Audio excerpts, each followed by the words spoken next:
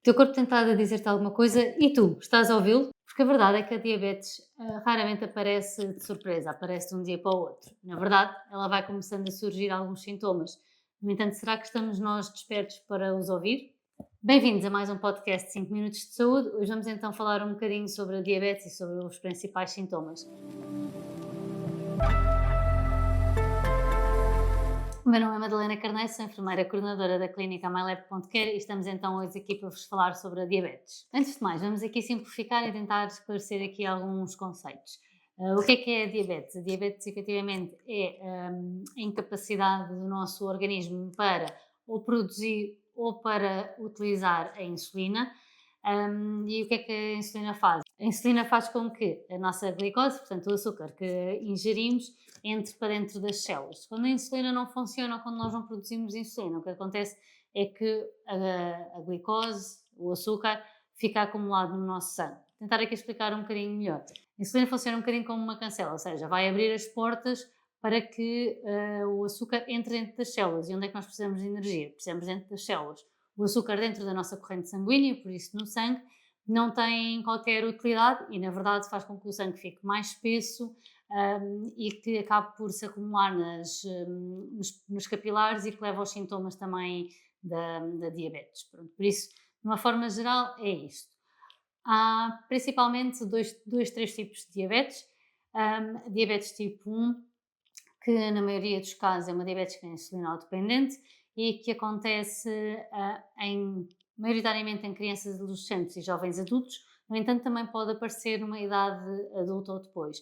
Normalmente aqui é uma doença autoimune, ou seja, as nossas próprias células acabam por ir um bocadinho contra nós e há ali umas alterações no pâncreas que fazem com que não haja produção de insulina. A diabetes tipo 1 não está associada ou não tem que estar associada a estilo de vida, portanto pode ser uma pessoa totalmente saudável que tem uma diabetes tipo 1.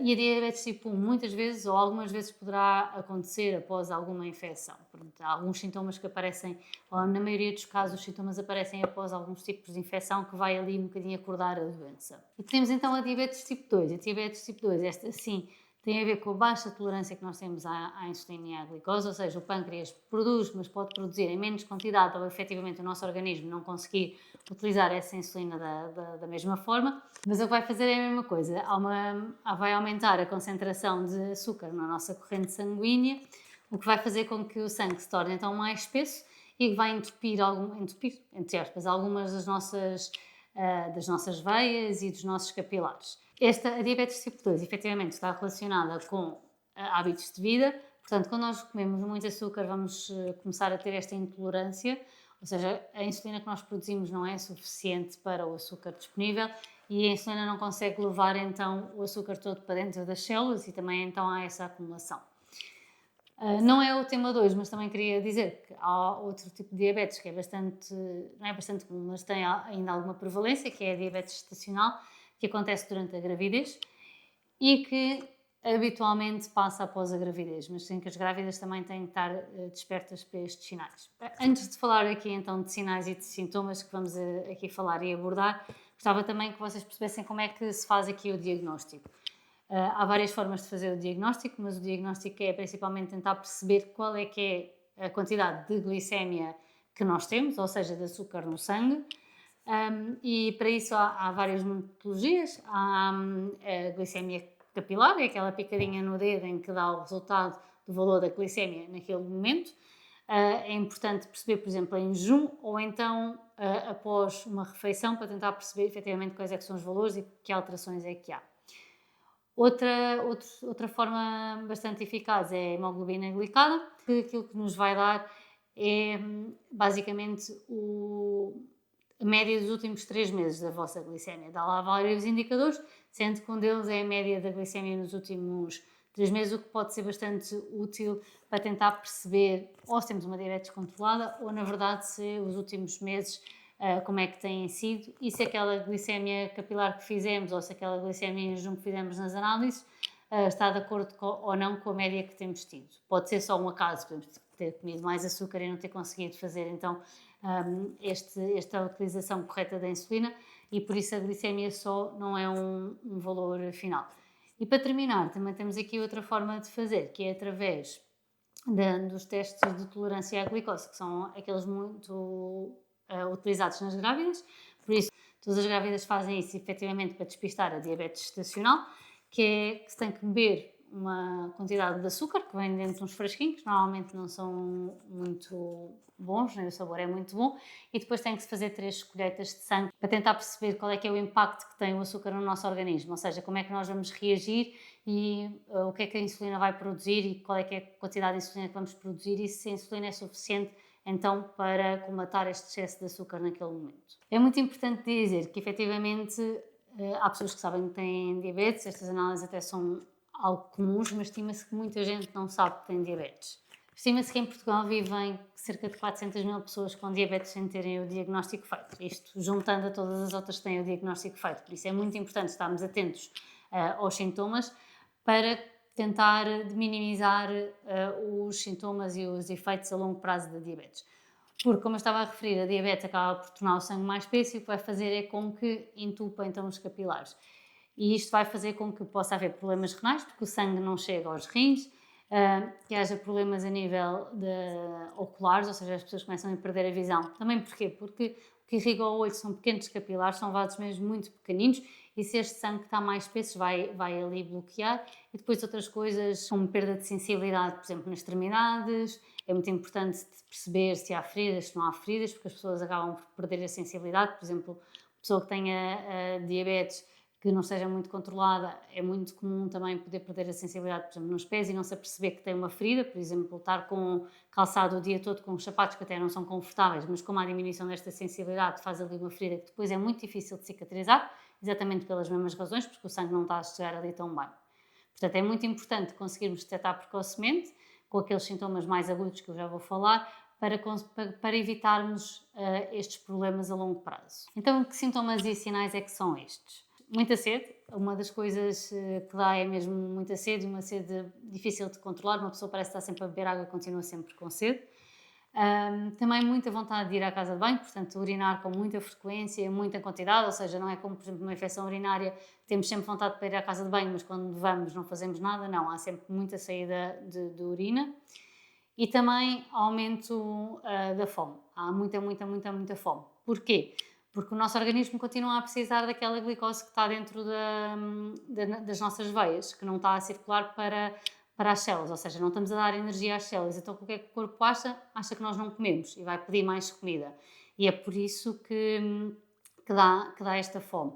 Pronto, a sede e mesmo a vontade de ir à casa de banho é porque o nosso corpo vai tentar fazer o quê? Vai tentar diluir aquele sangue, portanto vai tentar beber mais água para que o sangue não fique tão espesso, fique mais diluído e consiga eliminar então a glicose. Fadiga ou cansaço também pode ser um dos sintomas, porque também o sangue não consegue chegar a todo lado, assim como aqueles que já falámos, feridas difíceis de cicatrizar e infecções recorrentes, são assim os principais sintomas. Sendo que normalmente a tríade de sintomas são aqueles 3 que eu falei, que na verdade chamam-se os 3 P's, não é? Que em linguagem assim mais técnica é polifagia, polidipsia e poliúria. Quer dizer muita fome, muita vontade de beber água e muita vontade de ir à casa de banho. É um bocadinho, é assim que se denomina. Só reforçar que é bastante importante então a detecção precoce da diabetes para evitarmos as complicações, portanto, tudo aquilo que eu falei como problemas renais, problemas de visão, feridas difíceis de cicatrizar, que às vezes até podem levar à amputação ou de um dedo, ou até de um pé, ou de alguma coisa, são complicações a longo prazo, ou seja, são complicações se a diabetes não estiver controlada. Se a diabetes estiver controlada, se for controlada e por isso diagnosticada, primeiramente, não é?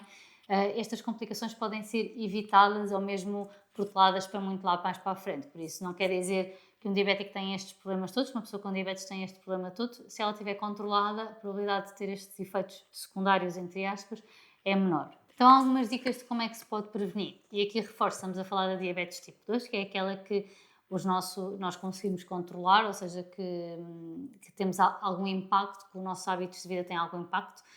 Claro que estas sugestões que eu vou dar também são de hábitos de vida saudável, por isso uma pessoa com diabetes tipo 1, se tiver hábitos de vida saudável, também vai ter uma vida mais equilibrada e vai ter a sua glicemia também mais controlada.